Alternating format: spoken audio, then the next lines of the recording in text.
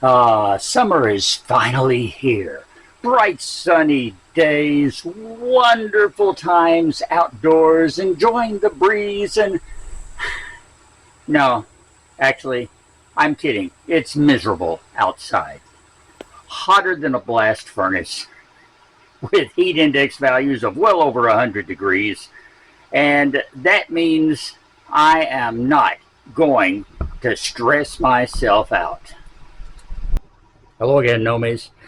Well, this is going to be a little different today here on the MT and Me because it is so darned hot. I mean, just getting set up for this video and I am already dripping wet because of the heat index values. Temperatures are in the 90s. Heat index right now is about 107 maybe, so this is hopefully not going to be a very long segment. I've got a fan blowing on me, so I apologize for the background noise. But I don't want to die from a heat stroke right here on the camera, and hopefully you don't want that either. At least, I hope not. I said this is going to be a slightly different program. We'll get to that in a minute here. First of all, there is a little job on Pearl that I want to do. Or perhaps I should say I wanted to do. And it concerns the alternator.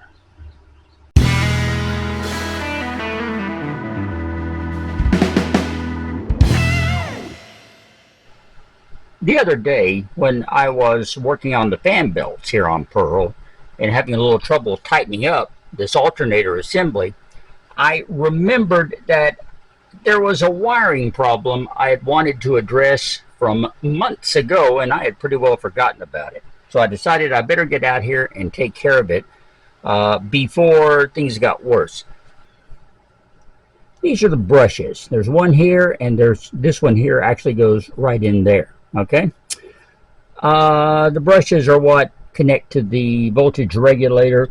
Basically, they tell the alternator when to turn on and off and send power through this big cable here back to the battery. All right, that's alternators in a nutshell. Well, this brush was sitting in place, but it was loose, and I couldn't figure out why it was loose. So I went to check the screw again to see it was loose, and this happened. The entire alternator holder came apart in my hands and came out. Maybe you can see here where half of it is missing, including the part where the screw goes in right there. Okay, point is, this thing broke and part of the plastic fell down. I don't know where it is. If I could find it, it's possible this could be repaired, although I don't know if I could fasten it back so that the screw would ever hold those threads again. I'm not sure. Main point is, my best laid plans went down the tube real quick because this broke. I can't work on tightening the brush when the very thing that's got to tighten down doesn't work. So I'll have to either fix that one or see if by some chance I can buy another one. So much for working on the alternator today. I want to thank you for joining us. That's going to be it for the show. If you look down below, no, I'm just kidding. I'm not finished yet. I told you this is going to be a different kind of show. And, yeah, I have some more things to talk about that you may or may not find interesting. But let's find out together right now.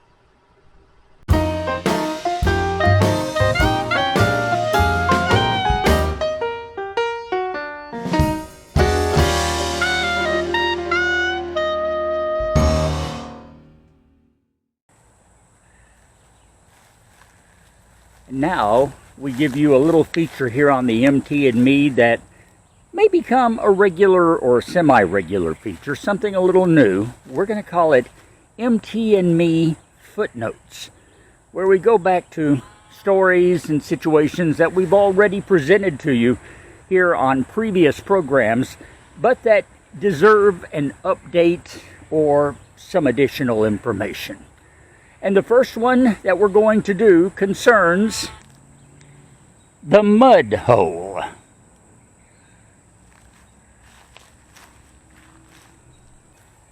In the last video, I told you about the mud hole, or the swimming hole, as I jokingly called it. How it kind of appeared overnight after I'd had all those plumbing problems in my home. And of course, it's right here, just about 8 feet from my water meter. So maybe there's a problem with the water line here going to my meter, or it could be something else, because right here there's a fire hydrant. It's actually one of 2 hydrants on this property. There's another one in basically the same place on the other side against that street over there. So I'm lucky. I have not 1 but 2 hydrants on my property, which of course means that if my place ever caught on fire, it'd probably burn to the ground. I'm just kidding. We are very fortunate to have a wonderful fire department here in my neighborhood. Fantastic people, well trained, well equipped, and the fire station's only a few thousand feet from my house, a mile at the very most. I'm lucky. I've only had to call them 1 time. I was burning leaves a few years ago, and things got out of hand, started a grass fire that actually started burned through the fence and into my neighbor's yard. I couldn't get to it with a water hose, so I phoned them up, 911. Within 2 minutes, a truck was here. Within 5 minutes, they had everything out and under control. Really, really good fire department. I'm proud of them. And you know what? If there's a problem with their hydrant here on my property and they have to dig a hole to work on it, that's fine. They can dig as many holes as they need to. I really don't mind. But I would like to know what's going on. Now, I did talk to my utility, which by the way is operated by the same citizen council that runs the fire department. It's all kind of under one umbrella here in my area, which is good. Works out great.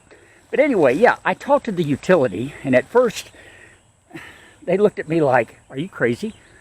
And the girl at the front said, "Here, let me call someone from the back. You know, let's talk to them." And then she said, "Well, no, wait a minute." And she went and looked in a pile of papers, and she found the work order. She says, "Okay, yeah, we did that. We dug the hole." And so they knew that they dug it, and they knew when they dug it, but they didn't know why. And they couldn't tell me why. Only that it was a project in progress. Well, that was a week and a half ago, and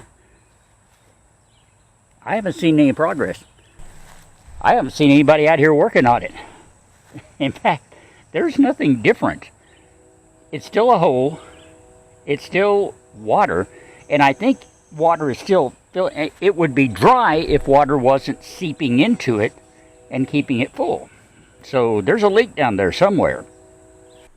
But my meter is not moving, so it's not affecting me. Still, in a few days here, I'll be getting my monthly letter from the utility asking me for a small stipend payment in exchange for my water and sewer. They do that every month. And whenever I go to pay it, I'll get some more information, because before I give them any money, I will find out what's going on here.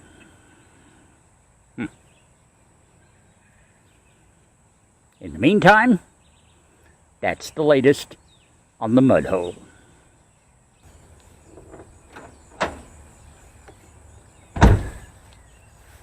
Now, I have another footnote to share with you today.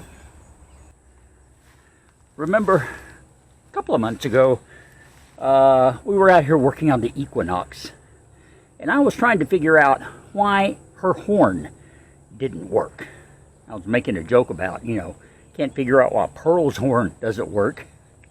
Buy a new car, well, a new used car, and her horn doesn't work either. It's like a conspiracy. But anyway, got to checking around the various problems, checked the fuses, that was okay, but I noticed something. There was no relay for the horn. It was completely missing. Well, that just could be the problem. Duh. So, I went down to the auto parts store, got a relay, came back, discovered they'd given me the wrong one, went back, got the right one, came back, brought it, put it in, still no horn. It was this little experiment that helped me determine that the clock spring was bad in my steering column. Now, to recap very briefly, a clock spring is an item located in the steering wheel that helps the wires that are in the steering wheel connect with everything else. Makes your airbag work, because all modern cars have an airbag now, driver's airbag in the steering wheel. It provides the power and the sensor feed to that. Also, here in this Equinox, the cruise control is on the steering wheel. It also has buttons for the radio, change stations, change volume, things like that. And of course, the horn. All of you have probably seen a flat ribbon cable before. Computers are full of them. All kinds of electronics are full of them. Little flat cables with multiple wires side by side, and they're flexible, they curve. Imagine one of those curled up like a coil spring. You've got a connector on one end, on the outside edge, and you've got a connector in the middle on the hub. That's what a clock spring is. All those connections are made. It's inside the steering wheel, so that when you turn the wheel, the spring moves freely. All those wires stay connected, ideally, and all that stuff in your steering wheel works, including the horn. Well, it's a really good idea and a great invention. However, sometimes they go bad. Those little wires can get brittle and break with age.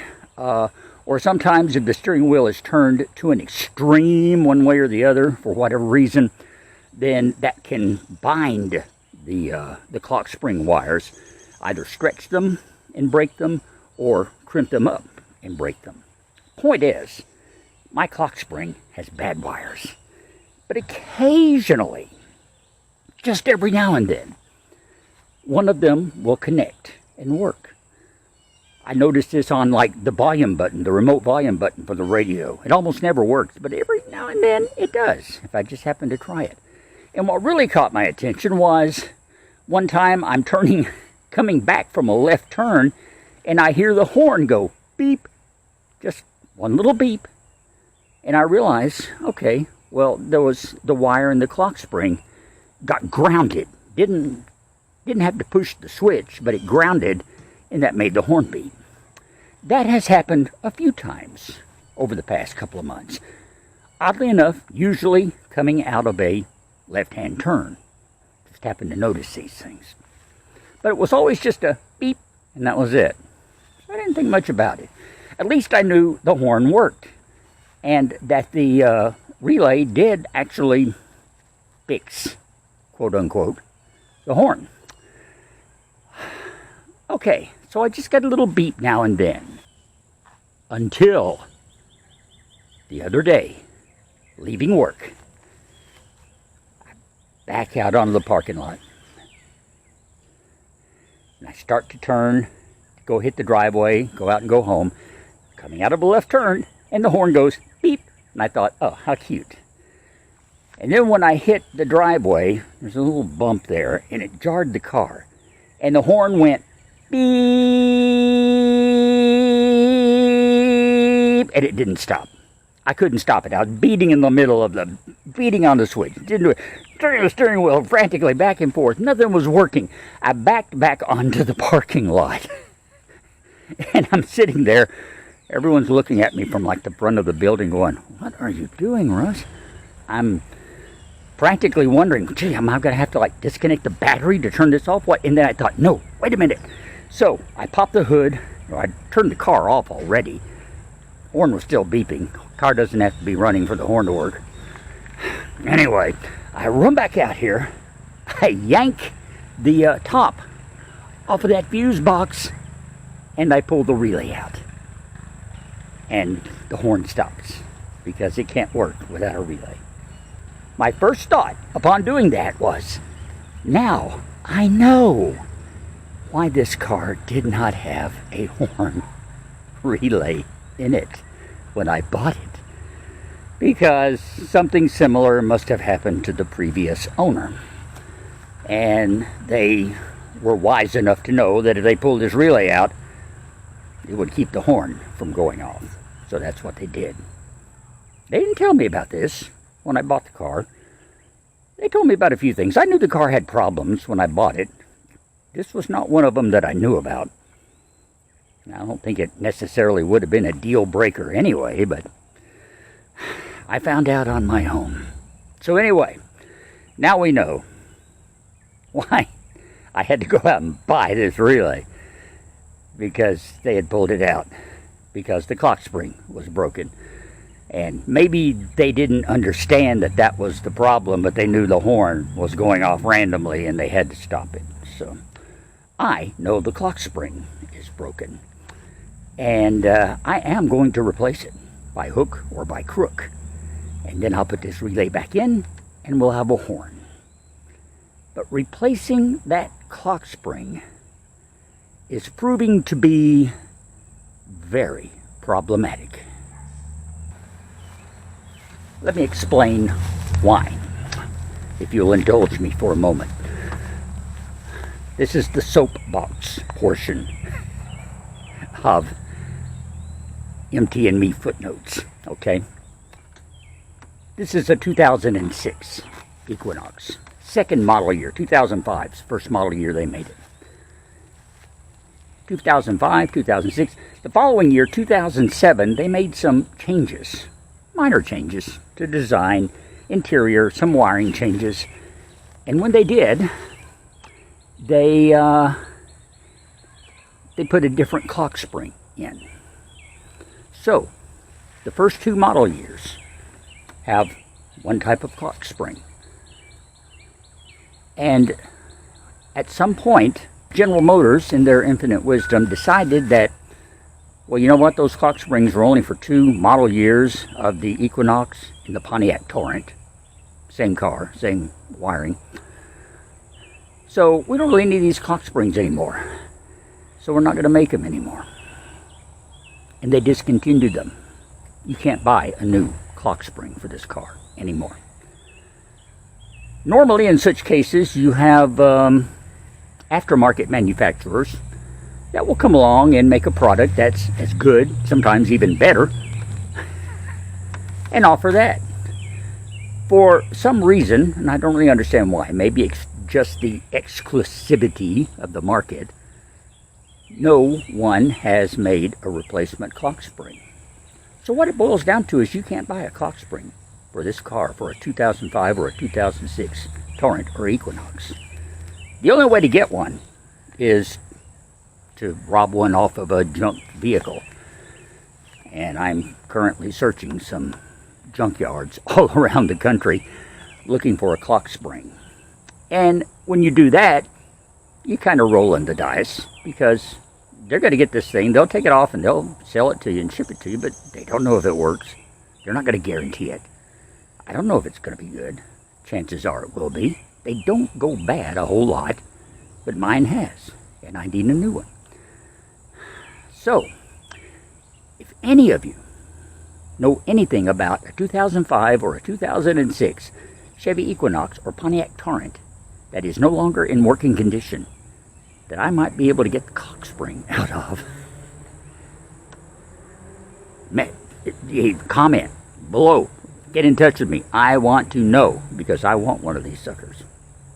And if you can help me get one, I would be eternally appreciative and grateful to you. Now, here's my soapbox bit on this. Those of you who watch this channel regularly have probably noticed that I spend most of my time restoring a gorgeous vintage Mobile Traveler motorhome.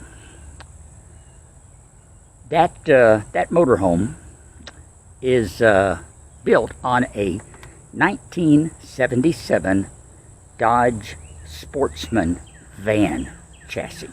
Arguably one of the most reliable and dependable vehicles ever made in America. I have discovered, as I am working to restore the motor, the transmission, the brakes, the chassis, the fuel system, everything on it, I have discovered that there's nothing on that vehicle that I can't replace. It's 45 years old, and I can buy absolutely anything. Many times the original equipment manufacturer replacement. If not, at least get an aftermarket part that's as good or better. There's nothing on there that I cannot replace on a 45-year-old Dodge van. This Chevrolet that I'm leaning on is less than 20 years old. And GM has decided that there are parts on it that are obsolete, that aren't needed anymore. I have a problem with that. I have obviously a very practical problem with that, but I also have a philosophical problem with that. That ain't right. That's not good business. Things shouldn't go obsolete in less than 20 years. I mean, I'm a lot older than 20 years, and I like to think I've still got a few contributions to make before I become useless and obsolete. So, anyway, that's the situation. If you can help me find a clock spring, I'll love you, Nomies, forevermore. So let me hear from you. Comment below. And with that, I'm going to get off my soapbox and complete this edition of the MT and Me Footnotes. Thanks for listening to my gripes. Oh, and by the way, still no leaks. Yeah.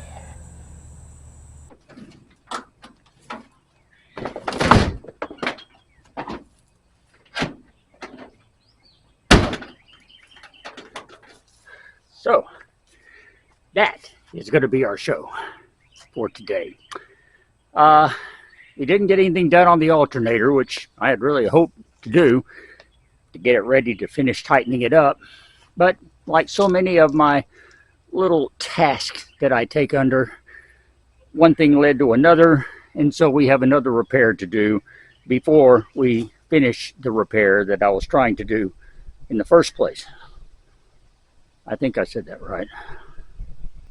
And we're still monitoring those mud hole water levels and trying to get the Equinox back into great running condition too, as you noted on the other segments of today's show. Speaking of which, if you've made it this far, thank you.